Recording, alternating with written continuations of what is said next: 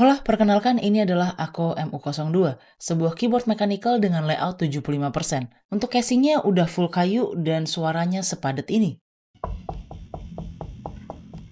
Menggunakan top metal dengan warna dark grey yang menurut gue cakep banget dipaduin sama warna kayunya. Menggunakan keycap small profile yang tebalnya sekitar 1,4 sampai 1,5 mm.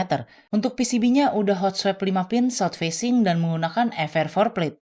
Untuk switch-nya sendiri menggunakan Ako Rosewood yang terkenal banget dengan torque dan low pitch-nya. Cuma sayangnya untuk bawaannya ini memang masih scratchy banget. Toggle power on off-nya ada di bawah caps lock sekaligus juga buat ngubah mode ke Windows atau ke Mac. Dan knob yang ada di Ako Emo02 bukan cuma fungsional tapi juga estetik.